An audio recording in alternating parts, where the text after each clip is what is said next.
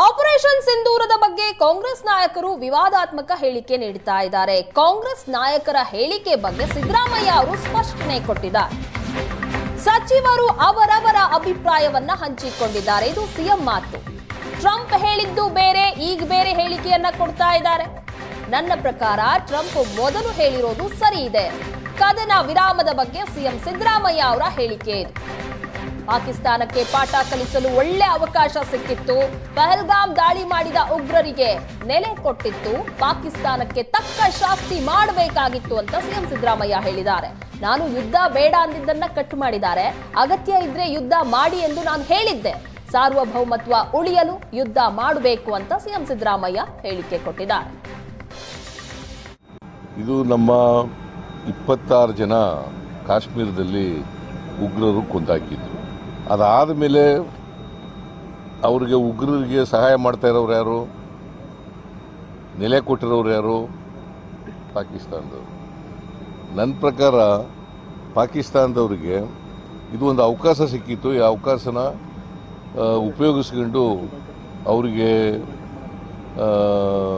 ಇನ್ನೂ ಹೆಚ್ಚಿನ ರೀತಿಯಲ್ಲಿ ಉಗ್ರರಿಗೆ ಮತ್ತೆ ಅವರು ಪಾಕಿಸ್ತಾನದವರು ಮತ್ತೆ ಸಹಾಯ ಮಾಡಬಾರ್ದು, ಅವರಿಗೆ ಸಹಕಾರ ಕೊಡಬಾರದು, ಉಗ್ರರ ನಾಶ ಮಾಡ್ತಕ್ಕಂಥ ಕೆಲಸವನ್ನು ಮಾಡಬೇಕು.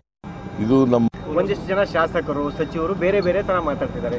4 ಫ್ಲೈಟ್ ಹೋದು ಏನ್ ಮಾಡಿದ್ರು ಅದನ್ನು ಬಿಟ್ಟರು, ನಮ್ಮ ಹೆಣ್ಮಕ್ಳಿಗೆ ನ್ಯಾಯ ಸಿಗ್ಲಿಲ್ಲ ಅಂತೇಳಿ ಕಾಂಗ್ರೆಸ್ ಪಕ್ಷದ ಕೆಲವು ಶಾಸಕರು ಮಾತಾಡ್ತಿದ್ದಾರೆ. ಈಗ ಅವರವರ ಅಭಿಪ್ರಾಯಗಳನ್ನು ಅವರು ವ್ಯಕ್ತ ಮಾಡಿದ್ದಾರೆ. ಕಾಂಗ್ರೆಸ್ಸಿನ ಕೆಲವರು ಶಾಸಕರು ಅವರ ಅಭಿಪ್ರಾಯಗಳನ್ನು ವ್ಯಕ್ತ ಮಾಡಿದ್ದಾರೆ. BJPಯವರು ಕೂಡ ಕೆಲವು ಶಾಸಕರು ವ್ಯಕ್ತ ಮಾಡಿದ್ದಾರೆ. ಆಮೇಲೆ ಆರ್ಮಿ ಆಫೀಸರ್ಸು ಕೂಡ ಅವರ ಅಭಿಪ್ರಾಯಗಳನ್ನು ವ್ಯಕ್ತ ಮಾಡಿದ್ದಾರೆ.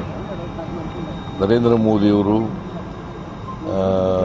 ಆಮೇಲೆ ಜೈಶಂಕರ್ ವಿದೇಶಾಂಗ ಸಚಿವರು, ಅವರು ಎಲ್ಲ ಕೂಡ ಅಭಿಪ್ರಾಯಗಳನ್ನು ವ್ಯಕ್ತ ಮಾಡಿದ್ದಾರೆ. ನಮಗೆ ಟ್ರಂಪ್ ಏನು ಹೇಳಿದ್ರು, ಡೊನಾಲ್ಡ್ ಟ್ರಂಪು ಅಮೇರಿಕಾದ ಪ್ರೆಸಿಡೆಂಟು, ಅವರು ಆಮೇಲೆ ನಿನ್ನೆ ಬೇರೆ ಥರ ಹೇಳಿದ್ದಾರೆ. ಮೊನ್ನೆ 3 ದಿನದಲ್ಲಿ 12ನೇ ತಾರೀಕು ಹೇಳಿದ್ದು ಬೇರೆ ಸ್ಟೇಟ್ಮೆಂಟು. ಯಾವ ಸ್ಟೇಟ್ಮೆಂಟ್ ನಂಬ್ಕೋಬೇಕು ಅನ್ನೋದೇ ಗೊತ್ತಾಗ್ತಾ ಇಲ್ಲ. ನನ್ನ ಪ್ರಕಾರ ನರೇಂದ್ರ ಮೋದಿಯವರು ಅಲ್ಲ, ಇವರು ಟ್ರಂಪ್ ಹೇಳಿರೋದು, ಮೊದಲು ಹೇಳಿದ್ದು ಕರೆಕ್ಟ್ ಆಗಿರೋ ಸ್ಟೇಟ್ಮೆಂಟು ಅಂತ ಅನಿಸುತ್ತೆ. That's what I feel. ಒಂದಿಷ್ಟು ಜನ ಶಾಸಕರು ಸಚಿವರು